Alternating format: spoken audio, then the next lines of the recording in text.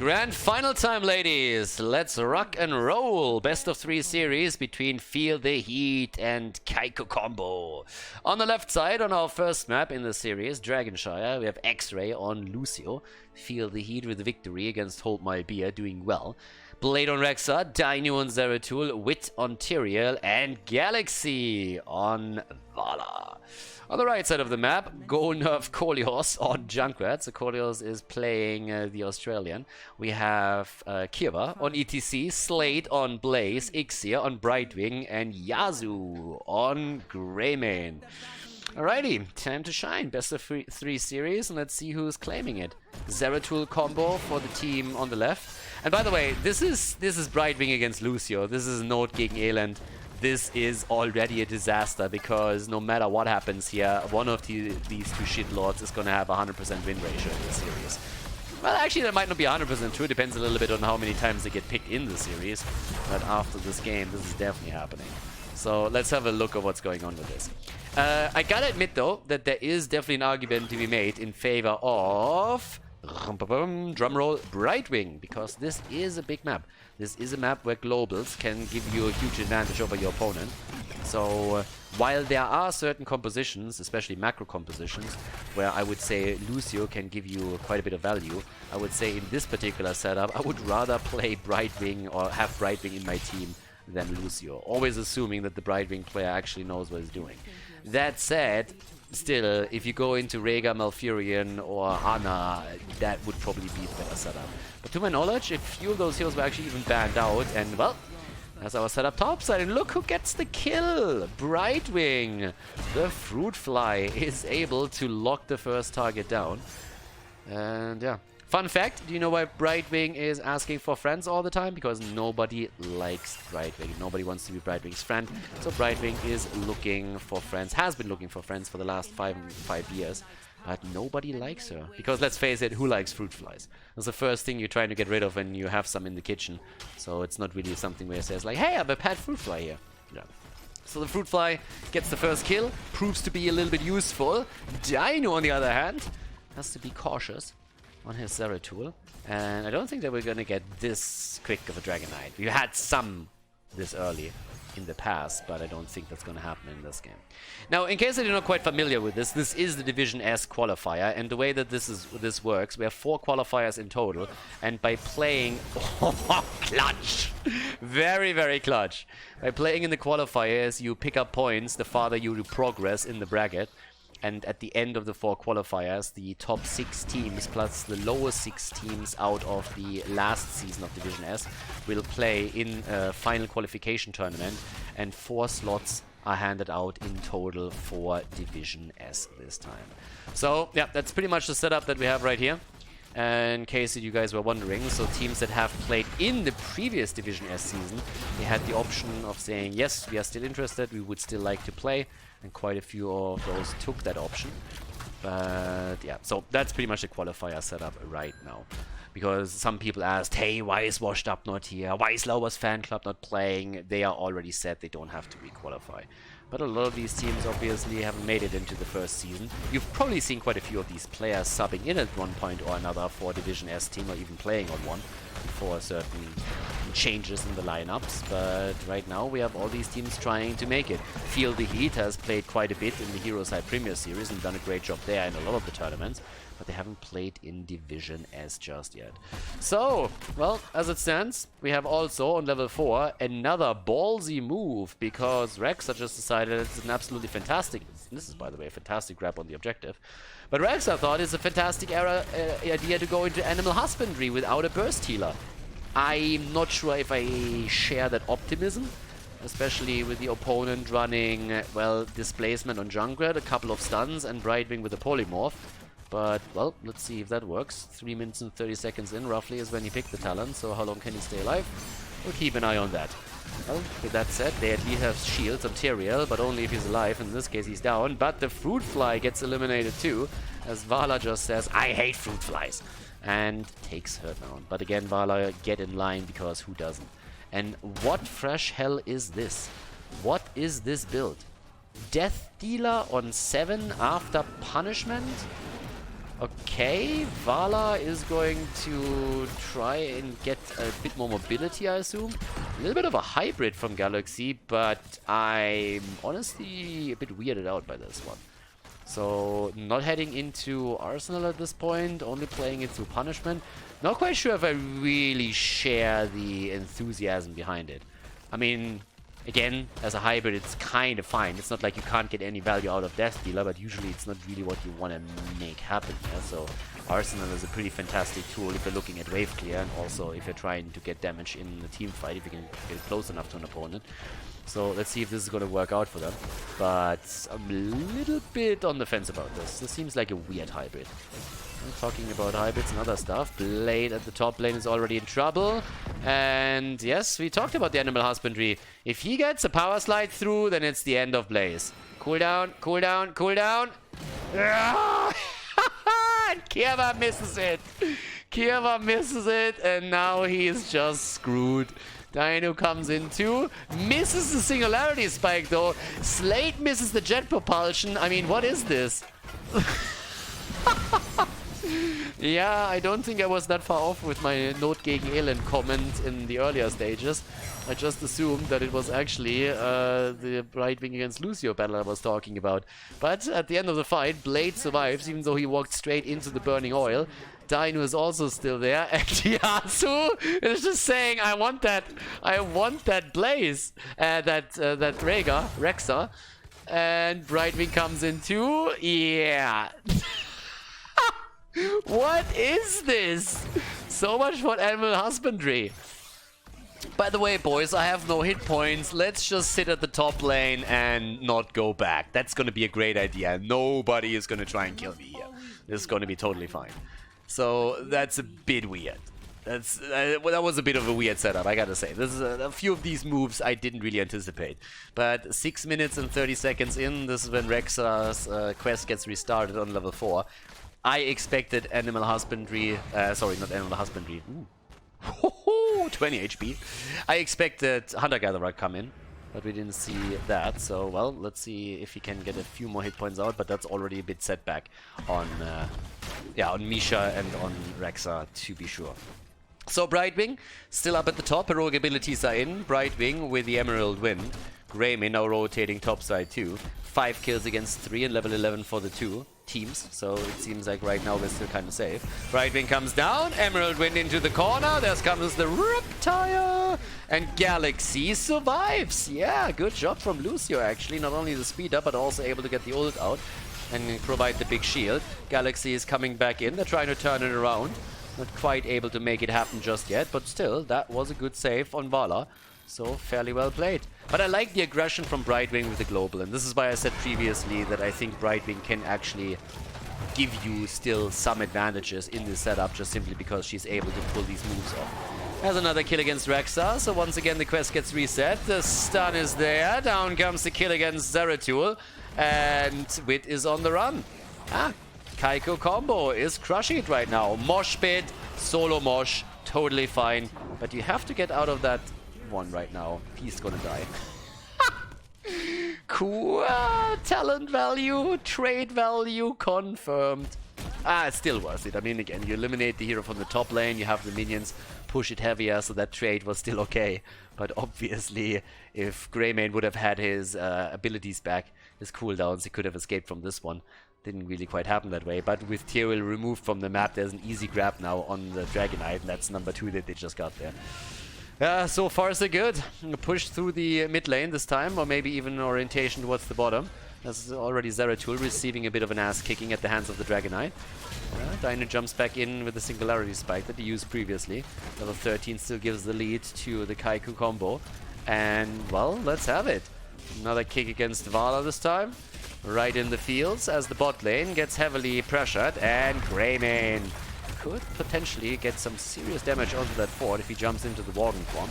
There's already a bit of a back attempt from Wit as he's looking to see if he can maybe sniff something out here, an opportunity for them. But the fort is down, the rotation is going to happen towards the mid lane, and Rexa is still busy up at the top. Level 13 talents now for both teams. Ooh, Jet Propulsion misses out. Vala with a stun connect against Blaze at least, but also the ult used from Lucio again. Went straight into the sound barrier. Here comes the Blade Rexa flank as he's trying to go in for this one.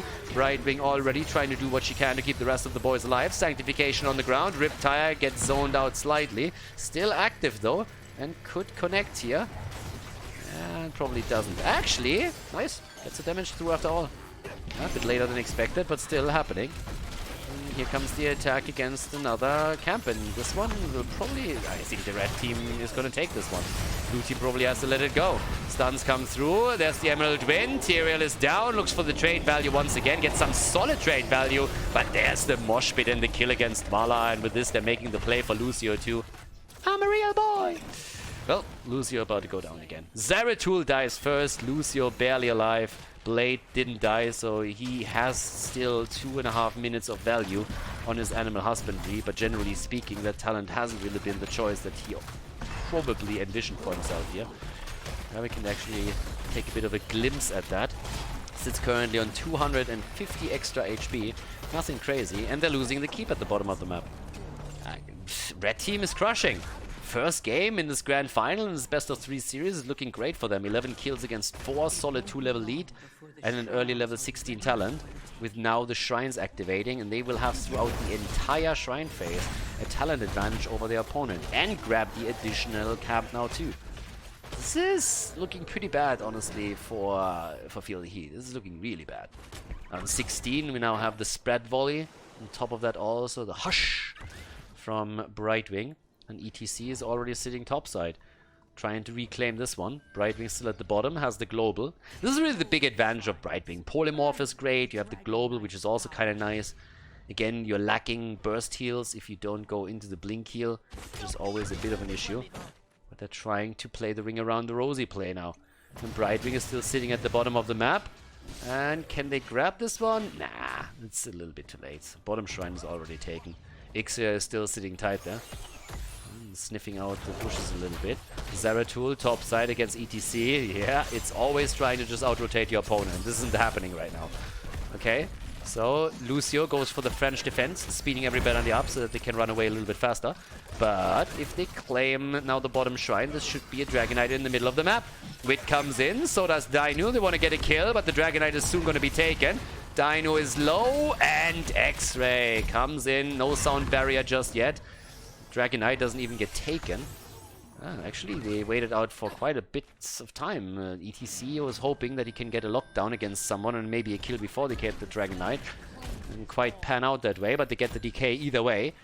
And now they can just start to jump in and assume, maybe try to get the... I was actually thinking core even with the 16 talent advantage, but they're playing it safe, going through the middle to go for the second keep. Top fort, by the way, is very likely to fall, since this entire wave is doing massive damage onto the structure. But as Kiikoo Combo is making their way through the middle of the map, they are hoping to get another lane pressured by catapults with this one. And they have the outside poke also with Blaze, just setting one oil spill after another, a fire to slowly poke down the minion waves and the keep itself. And they should be able to grab it. Half HP on this already. Yeah, Fountain is about to be destroyed. Dragonite then again, soon falling too. The fight is there. 16 versus 16. Void Slash now with the build that we have for him. And Tyrael is dead again. Tyrael dead. Bunker on the ground. A bit of value. But there's the mosh pit against Vala. Against Lucio. Lucio down. Vala down. 3 heroes eliminated. And this is not only going to be the end of the keep. No way. This is going to be keep and core right here. 2-level advantage. 3 heroes eliminated. No Void Prison to slow it down. 54,000 damage by Greymane. He's crushing. And they go straight in for Misha. They lock down Blade on his Rexor for just another moment. But the core is already falling, and Dino doesn't have the hit points to make a difference here any longer. If he jumps in, the Polymorph is going to be there for sure. And he has no chance of actually sustaining himself. That's a win in map number 1 for Kiikoo Combo, as the red team takes the lead in the best of 3 series here at the grand final of the Division S qualifier against Feel the Heat.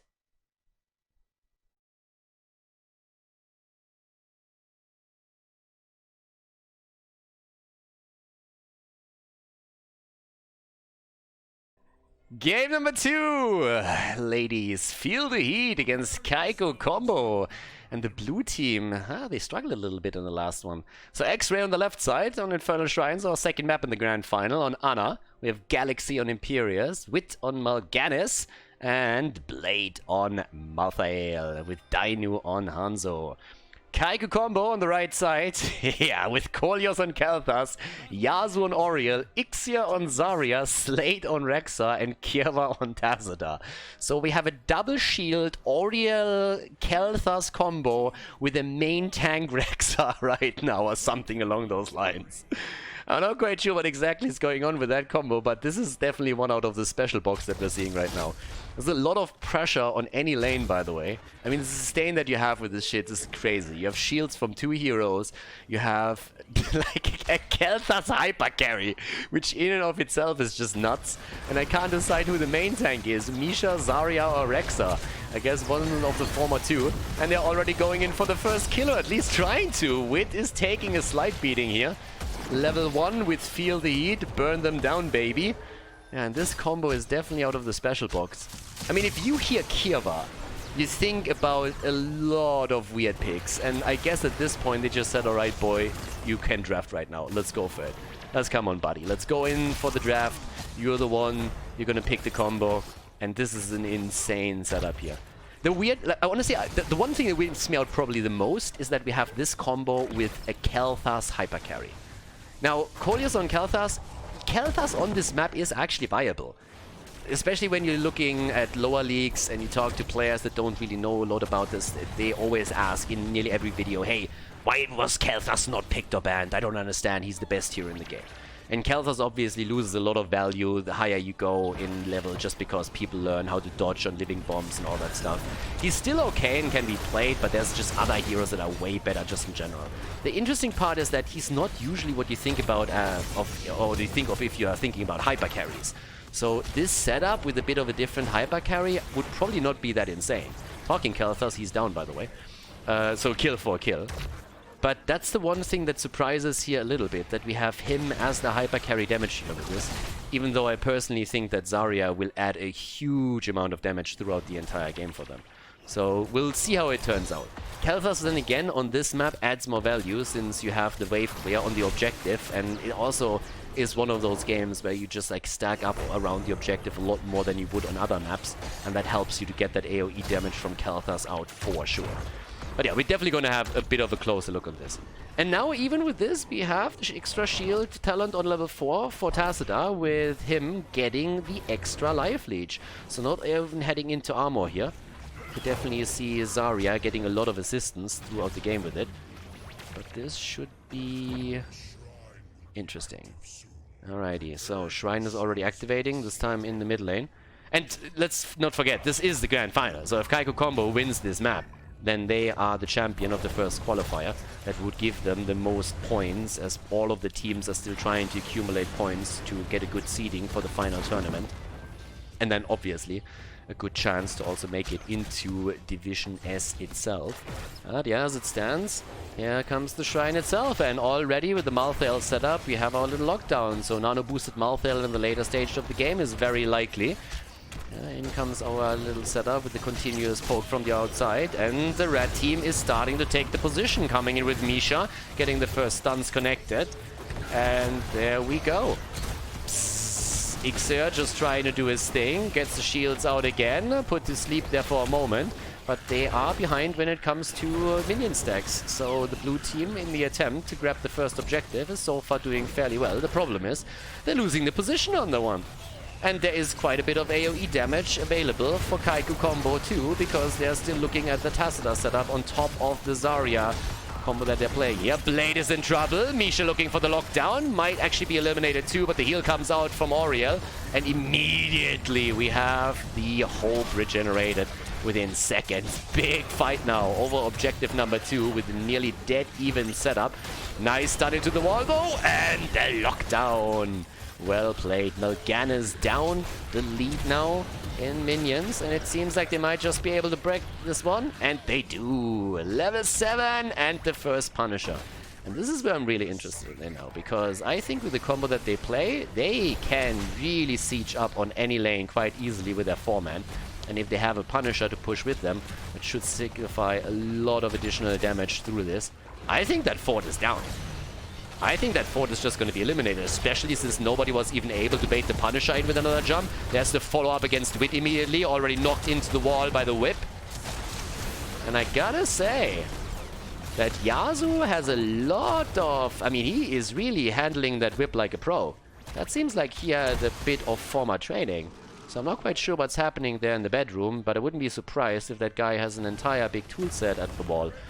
If someone handles the whip that well, then he had definitely have a little bit of training there. But as it stands, we have now 2 kills against 1. And in comes Kolios at the bottom of the map now with his level 7 talent, which is actually the Sunfire enchantment for him. So also deviating away from the build that we traditionally see here with the Flame Strike setup. They're already about to invade another camp, so it's all about the camp control and therefore experience that they're gaining. And yes, that's good damage also coming straight in from the Living Bomb. Using the choke point to their advantage, level ahead now for them too. And in comes the push through the bottom of the map, where they actually get another camp even beforehand. Once level 10 is in, we should have even more with this. I'm a little bit scared to see what exactly Khaldor picks as his level 10 ability. Let's face it, this could definitely be the meme dream with Pyroblast coming in. I mean, if there is a team on that level in these qualifiers that will pick Pyroblast, it's definitely them. So Kiikoo Combo is already starting to jump straight in for it, and here comes the big push. Imperius is all the way up at the top, but level 10 is nearly taken. Guys, they have everything now. Next Shrine is spawning bot side. They destroyed the fort. They're about to take down the fountain too. This is getting a little bit bonkers. They are absolutely crushing through this. And now with level 10 abilities, they can go straight in to push a little bit at the keep. And of course, it's Pyroblast. What else would it be? It's Kiva and his boys after all. That's also a very ambitious... The kill against Malthael. Don't really think that the Pyroblast was needed for this one. He got body blocked already as is, but yep, they're gonna get this. And yes, I said it before, you have a double support, double shields, you have in addition to that also then still Rexa around and Misha and with Zarya, they're going for the keep. It's 6 minutes and 50 seconds in and they're just simply crushing through this. If you've ever seen a combo that is designed to siege up on lanes, this is pretty much it. And they get a 7-minute keep as a result.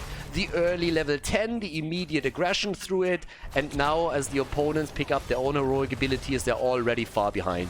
Wit is going to try and set something up right now because they have to, but this game so far has been a bit of a disaster for Feel the Heat. In comes the nano boost, there's the arrow, nearly the kill, but the Aegis, and Malthael is able to get the kill against Khaldor together with Hanzo, who delivers the final blow here. Malthael himself still active, Rexa goes down, looks like Zarya is also going to fall here. Still about to be taken down, Oriel is being hunted, Tassadar is in trouble. Zarya still getting some damage through, trying to move away. Yeah, there's the whip. Tassadar is about to go down, gets healed for another moment, gets the wall through. Can they actually keep him alive? I don't really think so. Nah, no way. No way. Oriel. Yeah, Zarya is already dead, and Oriel is actually keeping herself. And Tassadar still in play. 4 kills against 3. Yeah, but the effect is still there. 1 keep down. 1 keep down, but now the objective spawns. And this is actually the moment where you might be able to make a bit of a comeback happen. First of all, Feel the Heat is of course now nearly on the same experience as their opponents through all the kills they just picked up. But they also have a 4 versus 5 going for them right now, as Kiikoo Combo just got Zarya back. I like the cap on the camp towards the top, but if they want to have a chance of fighting for the Punisher, they need to rotate down, and as they still stand topside, they obviously don't have any plans to really make a play around Punisher number 2. Ixia is at the bottom of the map with Zarya, so he can bait the Punisher over and help with the defense a bit. Topside, Khaldor's already moved back. This is going to put a lot of damage in. Malthael is already rotating over, but the rest is going to try and get the damage set up here. 38 points. So they're waiting for Malthael to do his thing. It's a common strategy to just stall out the objective a little bit longer. The red team is trying to force them to grab it as quickly as possible now, and maybe even force the fight here. But here comes Mal'Ganis, goes straight in with the ult, playing it super safe, and they're going to grab this one. Double catapult already bot side. That is even helping with the defense more. Ixer can still bait it over, that's what he currently does. One of the catapults is still in play for a bit longer. Top side has to be defended. That's where the red team has a bit of an advantage with the setup that they set up. So now the blue team has to sacrifice a few resources to go towards the top. They're unwilling to fight down here, and I can't blame them. Which means that this doesn't even destroy a fort. Not even close. Especially since level 13 talents are already in play. And they're stealing the experience again away from their opponent by simply moving in for the mercenary camp. And with Imperia sitting topside in plain vision, in plain view, there's nothing they can do. Pyromaniac is taken. There we go. Damage output, let's have a quick look. Zarya, yes, 22,000. As earlier expected. Top damage for the team. Can't really compete with Hanzo, but doesn't really matter too much, does it now? And they go in. Misha is already zoning at the side. And they're trying to take this one as well. Galaxy gets, at this point, just like flanked out. Uh-oh, that would have been a good one. Yeah, but Wit is in trouble. And he has his ult not up yet. That was dangerous for a second. And even forced Hanzo to drop the arrow. Yeah, if he falls here, that's an issue. He had 5 seconds on his ult, so no chance of moving away from this. And now they're setting themselves up for another big fight. They want this one. And they move in. Mal'Ganis comes in too. Ult on Zarya, not ready. There's the Aegis as they're moving straight into the choke point. Wrath already being used. That backline, the Nanu boosted Malthael. The kill against Raxa. Yasuo with another whip is pushing them out. And the shields are there from everybody. In comes the Pyro Blade. It doesn't go down. Zarya falls instead. And they try to get the kill against Tassadar, and I think this time they're going to be successful. He falls, and this is a problem. Getting the early keep with the aggressive siege push was great, but now Feel the Heat is definitely fighting back into this. 7 kills against 3 gives them the advantage here. They have a slight advantage also in experience, and if they are able to take a few of the structures down, this is going to increase as it happens, but yeah. This is gonna get real nasty if they can't set a good combo off anymore. Kiikoo Combo, that is. The combo is literally in the name. They're looking for those combos. Maybe the setup up to the top. Nah, they still defend the fort. That's the most important part. We still have 2 heroes at the bottom of the map. One in the middle, one all the way down to the bot lane. And the ping on the core. Backdoor incoming, baby. I don't think that's really going to happen here. Instead, we have to fight at the top side. But there's a lot of sleep setups that we see for Feel the Heat. Malthael starts to rotate in as the red team is just continuing what they did at the beginning of the game. They're focusing on one single lane and are starting to aggressively push with all the shields that they have. Expulsion zone is being used. Whip into the force wall. That one was a good one. Yeah, and here comes the nano boost on Malthael as he jumps in and tries to get another kill. They're going for Yasuo, and Auriel is about to go down. Dino jumps in with Hanzo, another heal, but this is not looking good for Auriel. Even the Shield of Tassadar can't keep her alive. The problem is that the lockdown against Wit towards the top side is also promising some success, but he is able to walk out. 4 versus 5 still. That's a problem. There comes the Pyro, and it finds value. There's the kill now, finally. Malthael eliminated just as the Shrine spawns. There is a fountain for the blue team, so Feel the Heat has the upper hand. We have Mal'Ganis back as he starts to move topside, but this is a big fight over the next objective. And if it's taken by Kiikoo Combo, they would have a great setup for the next push. But level 16 is already in the hands of Feel the Heat, and that gives them a big advantage. Blind is a bad taken again. Also, this time the Valorous Pursuit for Imperius. As a 5 versus 5 is hitting the map again. There's still the fight for level 16 for the blue team. For the red team, they're trying to get the experience, but they could lose. Zarya and gets healed. And they're getting some damage out. There's the arrow though, and Zarya. Ah, the kill. Perfect timing once again, but they tried for the counter kill against Wit, and he is just easily moving out of this one. 16 talents on both sides. That gives us now also the Psionic Echo for Tassadar. He doesn't have his level 1 quest completed yet. He only has the first quest reward. And the Fury of the Sunwell for Kel'Thas is in play now too.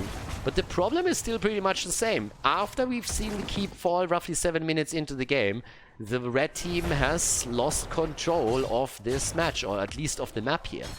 So they need a big win, but they haven't really gotten any kills ever since then. It's 9 kills against 4 now, and as long as Malthael is just controlling the bot lane, they're going to be Gucci. They're taking down the catapults as much as they can, and there's more and more pressure mounting now from Feel the Heat as they are looking to get structures themselves. And the death timers are obviously increasing too. So it's a big problem right now for them. Already having them move towards the top lane, trying to make the play here. Let's look quickly at the damage output. 43,000, 27,000 on Khaldor. Less, or just barely more than Oriel, by the way.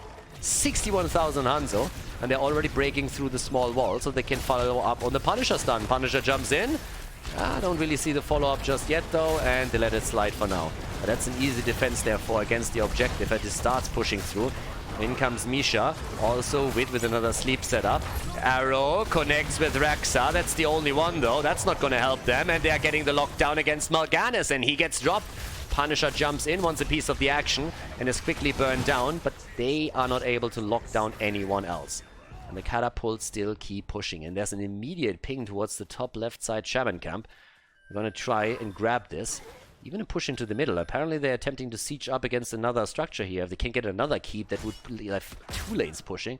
That would be incredibly strong for them. And there we go. Ixia starts to push in. Already sitting at the side. A little bit of a zone out with the Flame Strike and the Fury of the Sun. Well, and the wall is going to fall. 15 seconds for Mal'Ganis to come back. And they have just so much pressure here. Also, still the attempt by Tacita to get his quest completed. And he's doing well with it, carpeting the floor with those storms. But Mal'Ganis is back to business. They open up the wall, but can they really go for the keep? I kind of doubt it. Oh, breath used against Zarya. Where's the Aegis when you need it? Right there. Aegis is in. They need the heals and they don't get them. Zarya is down again. They're trying to play against Rexa, and Slade is gonna fall. Literally the worst actor in the universe, feigning his death. Nobody believes him, of course. And now there's an entire level lead for the blue team. Feel the Heat is looking strong here in the mid and late game. They want the tie in the series. They want game number 3. And we actually see them now even aiming for a bit of a flank here in the backside, apparently. Arrow misses completely as Kolios dodges out on it. They're still alive here. Honestly, I love when we have Tacita walls and then a stun into it. It's great when it happens with Diablo. It's fantastic when it happens with Oriel too. It just requires a little bit more coordination, but it's a really sweet setup where you can get a lot of damage in. When Tacita was played with Diablo, you oftentimes saw a similar approach, and it is a lot of fun when there's a team that knows how to properly pull that off. So the stacks keep coming for Tacita as they're trying to complete that. But now it's really Feel the Heat that just pushes the agenda here the entire time. They take camp after camp. They want the early level 20. Storm talents for themselves are going to soon come into play, which would allow them to push aggressively. They have to, of course, be a bit cautious. If they ever end up in a team fight where they get wiped, thanks to that keep taken so early in the game, there is the advantage for the red team that they can simply move through the bottom of the map and then take down the core directly, and as the death timers are obviously pretty extended now. But the Storm talents are a huge deal now. Here comes the expulsion zone as they're trying to move away. Jet propulsion is not a factor in this game because there's no blaze in there, but the gravity labs still stops Wit as he was attempting to set it up for the rest of the team so they can flank in. Didn't quite work out. The shrine activating soon. Might just give them another Punisher on the sleeve. This one spawns mid-side. So Mal'Ganis is currently sitting up towards the top, but it's half a level that they still need, the red team, to get the Storm talent. And apparently they're going to try and go for the camp, which is literally the reason why Mal'Ganis is sitting here, because he's trying to figure out when they're making a play for the Shaman camp. Which isn't happening. Instead, they're going for the camp at the bot side, and Tacita is the one trying to destroy this wave. That would give them 20, but they're already far behind on the objective. That's a really big problem. Yeah, so right now, 20 is going to be there. Blue team has to be a bit careful that they don't go for the core, though. Yeah, this is literally the reason why Blade is already moving back. One hero to defend at the bottom of the map against the catapults, but they are actually going for it. Holy shit. Okay, they have right now Shield of Hope, and it seems like they're actually going to try and make a play for the core here. They're going straight for Blade. There's the Pyro Blast, and he's going to be eliminated. Yes, that's the kill. Malthael is down, and they are going for the core, simply trying to burn it down. They have only gotten a few kills ever since they took down the keep 7 minutes into the game, but now they're starting to apply the pressure. Camp at the top lane is going to get the keep of Kiikoo Combo pretty soon. Punisher's in the middle of the map right now, active there. It's a 5 versus 4 that we're seeing here. Wrath already being used. Yasuo a bit low, gets the Aegis out. Shield keeps him alive. Melganis wants the kill against him though, and might still get it, but another whip pushes him out a little bit more. Rexa is about to fall. Auriel is already down. They get Rexa too, and oh my god, this is going to be rough. Top lane keep has been destroyed already. They're still fighting down at the bottom of the map. Blade goes down again. No one can stop death. Well, some people can. At least for the second time. So he's dead. But this is still tricky because now this wall is going to fall. Punisher is still there. Top has fallen. Core gets attacked by the catapult.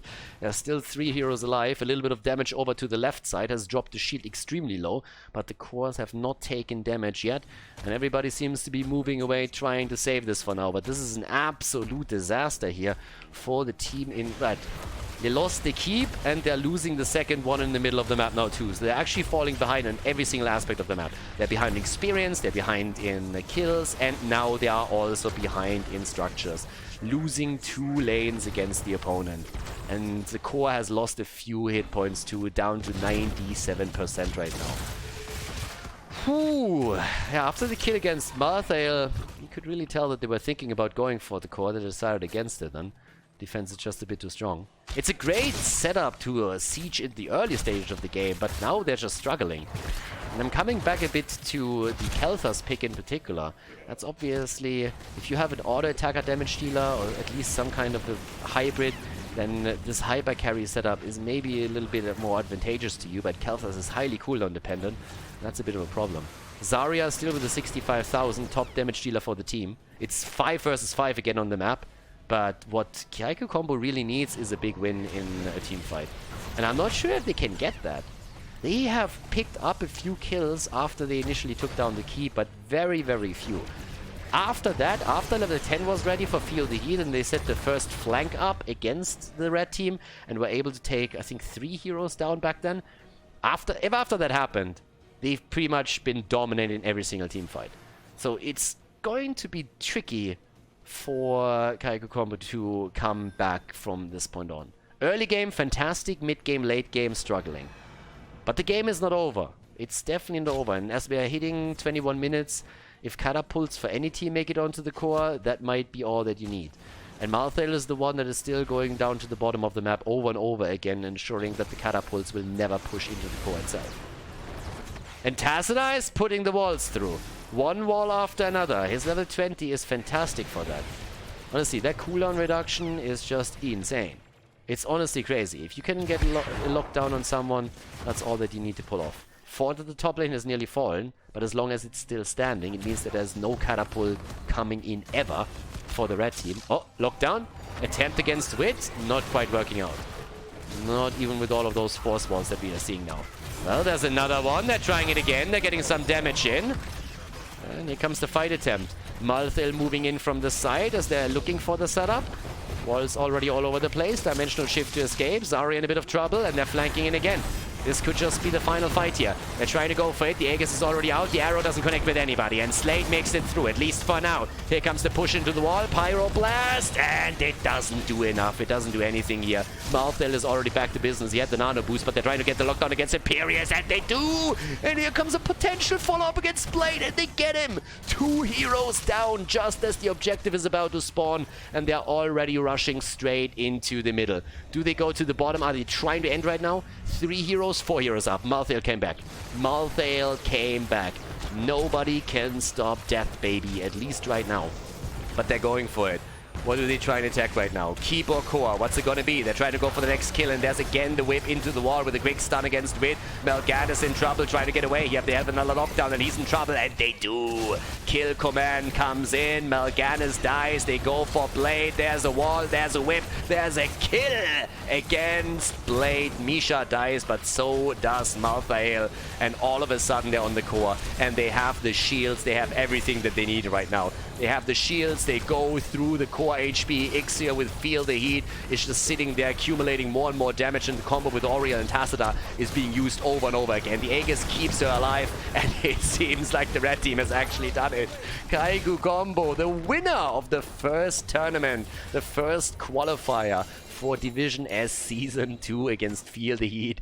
GG and well played. Congratulations as the red team secures a 2-0 victory in the best of 3. Hey guys, thanks for watching today's video, and I hope that you enjoyed the match and the commentary. The remaining time of the video has been added to protect against spoilers caused by the length of the video itself. But please keep in mind, though, that this does not only mean more work for me, but also has a negative impact on the popularity of the videos and the channel because of YouTube's algorithms.